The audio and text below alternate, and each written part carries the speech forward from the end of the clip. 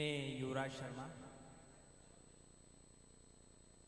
प्रथम आप सभी को प्रणाम करता हूं और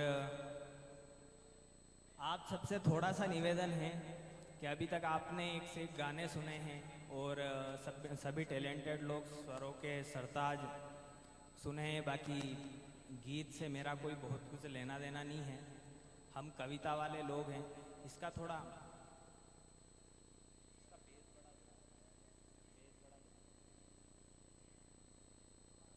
तो हम क्या है कि संगीत से बहुत कुछ समझ में नहीं आता है, गाने सुनते हैं अच्छे लगते हैं वे। बाकी थोड़ा सा आप कविता की ओर मैं आप सबका ध्यान खींचना चाहूँगा और 2-5 मिनट आपसे सबसे निवेदन है कि आप थोड़ा सा मेरी तरफ आप ध्यान केंद्रित कर लें अपना। और आइए मैं एक गज़ल पढ़ता हूँ, सुनिएगा। जैसा भी लगे स्टार्ट करवा दीजिएगा, बाकी देखेंगे बाद में क्या होता है। जिनको रब का रूप समझ के पलकों पे बैठाया था, जिनको रब का रूप समझ के पलकों पे बैठाया था, जिनके हर एक शब्द वचन को जीवन में अपनाया था, उनके दामन में इतनी काली किसने सोचा था, उनके दामन में इतनी काली किसने सोचा था। ऊंचे किरदारों का सच जी केवल एक मुखौटा था, ऊंचे किरदारों का सच जी केवल एक मुखौटा था। कविता में हस्ताक्षर आपका ये रहता है, आपका सहयोग ये रहता है कि जहाँ भी आपको पंक्ति अच्छी लगे तो आप ताली बजाकर सूचित कर सकते हैं। संगीत जैसे लास्ट में नहीं बजाना है। आइए मैं एक गज़ल की शुरुआत करता हूँ। सबकी अपनी अपनी कहानी होती है और हम कई बार कई सक्सेस लोगों को देखते हैं तो छोटे छोटे बोने किरदार वाले लोग उन पे टिप्पणी कर देते हैं। तब कहीं एक गज़ल में लिखता हूँ, सुनिएगा। और सागर सभी ने देखा होगा, बीच का नज़ारा सभी ने देखा होगा और एक नदी होती है, तो इनका दोनों का जो संगम है और जो नदी का सफ़र है उसके बीच की एक गज़ल और एक कविता है, सुनिएगा।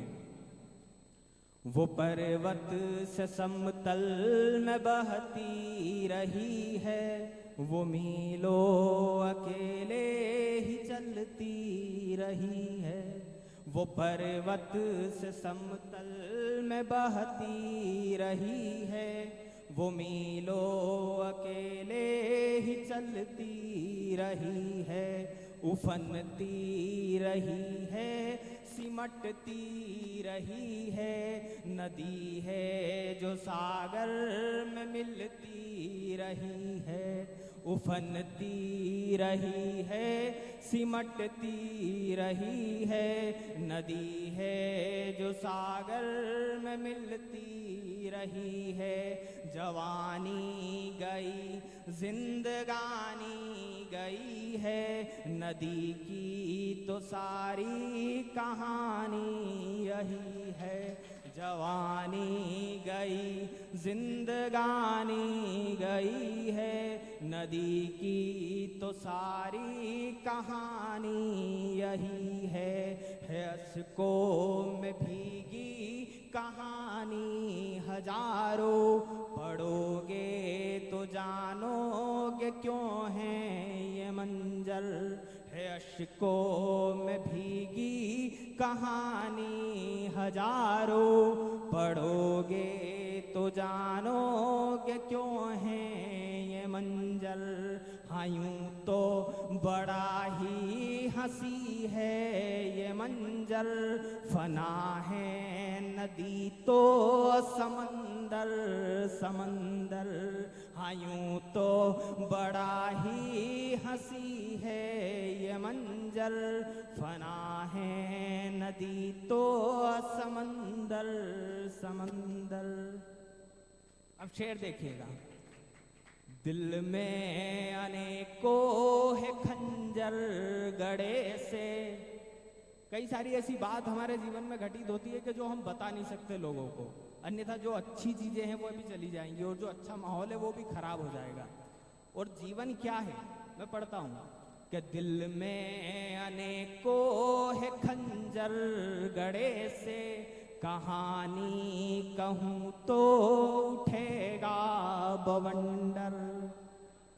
भाई डीजे सिंह गजल के अच्छे लेखक हैं, मैं उनको निवेदित करता हूँ कि दिल में अनेकों है खंजर गड़े से, कहानी कहूँ तो उठेगा बवंडर। जीवन की शाम और सुबह को देखा तो लगता कि जीवन बवंडर बवंडर।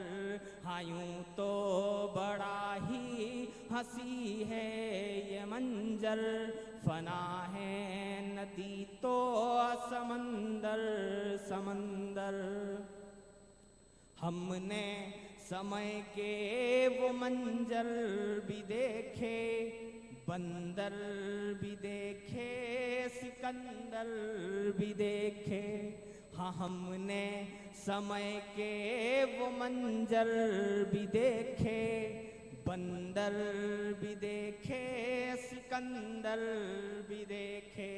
समय साथ है तो है बंदर सिकंदर, समय है विमुख तो सिकंदर भी बंदर। हाँ यूं तो बड़ा ही हंसी है ये मंजर, फना है नदी तो समंदर समंदर। बहुत छोटे लोग जब बहुत बड़े व्यक्ति के बारे में कुछ बोलते हैं तब सुनिएगा कि रातों में चमचम चमक जुगनुओं की, ये चांदी में जन्मे ये पप्पू क्या जाने। रातों में चमचम चमक जुगनुओं की, ये चांदी में जन्मे ये पप्पू न माने।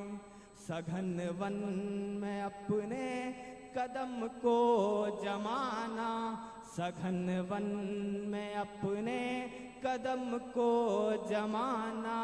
ये गमले में पनपे ये पौधे क्या जाने। हाँ यूं तो बड़ा ही हंसी है ये मंजर, फना है नदी तो समंदर समंदर। और यहाँ पे जितने भी गाने वाले लोग आए हैं सभी आर्टिस्ट हैं, सभी को बधाई देते हुए मैं 4 पंक्तियाँ पढ़ता हूँ। सभी को बधाई है, अब आगे जाके हो सकता है बहुत कुछ बड़ा करें आप। कि समय के परों पर हुनर के तराने, लिखोगे तो गूंजेंगे गाएगा अंबर। सबको गाते रहना, कोई क्या बोल रहा है क्या कह रहा है आपने को सुनना नहीं है, अपने को अपना काम करना है। कि समय के परों पर हुनर के तराने, लिखोगे तो गूंजेंगे गाएगा अंबर। सपनों के खातिर जो लड़ते रहोगे, तो सच होंगे सपने ओ बदलेगा मंजर। है अश्कों में भीगी कहानी हजारों, पढ़ोगे तो जानोगे क्यों है ये मंजर। हाँ यूं तो बड़ा ही हंसी है ये मंजर, फना है नदी तो समंदर समंदर। आप सभी का धन्यवाद जिन्होंने भी सुना, मोहित जी का धन्यवाद जिन्होंने मेरे को इस प्रोग्राम की सूचना दी थी, और डीजे सिंह जी का एक बार पुनः धन्यवाद। और कवि का क्या रहता है कि जो समय रहता है, जो भी घटनाएं होती है हमारे आसपास, वहीं हमको लिखना रहता है। बड़े कवि कुंवर बेचन साहब ने कहा कि जो वक्त की आंधियों से खबरदार नहीं है, जो वक्त की आंधियों से खबरदार नहीं है, कुछ और ही होगा, वो कलमकार नहीं है। तो मैं 4-6 पंक्तियां पढ़ता हूँ। थोड़ा अभी अपने देश में ऐसी घटनाएं घटी है विशेषकर 2 राज्यों में, एक बंगाल और दूसरा उड़ीसा, जो कहीं ना कहीं स्वीकार करना मुश्किल होता है कि यार ऐसा भी कैसे हो सकता है।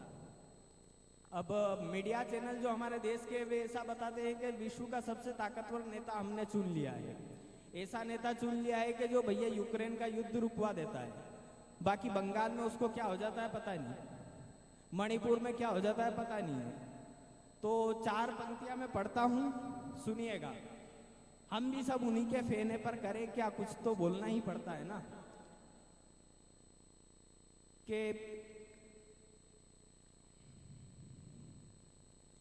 ऐसे वैसे जैसे भी हो संदेशा ये पहुंचा दो, ऐसे वैसे जैसे भी हो संदेशा ये पहुंचा दो, ऐसे वैसे जैसे भी हो संदेशा ये पहुंचा दो।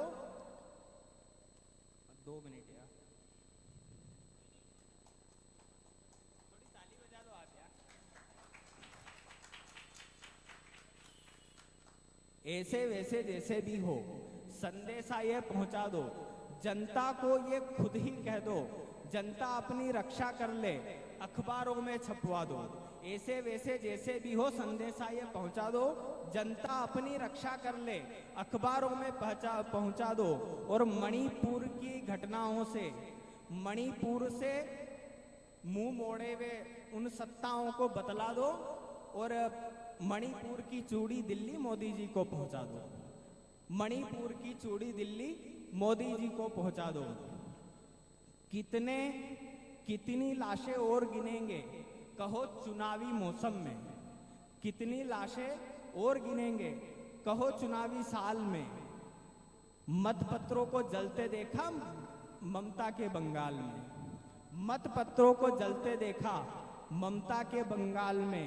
56 इंची छाती फंस गई, 56 इंची छाती फंस गई राजनीति की चाल में, और भीगी बिल्ली जैसे लगते मोदी जी बंगाल में, भीगी बिल्ली जैसे लगते मोदी जी बंगाल में। धन्यवाद, आप सभी ने मेरे को प्यार से सुना, आपका बहुत बहुत धन्यवाद। मोहित जी का धन्यवाद, विजय सिंह जी का धन्यवाद।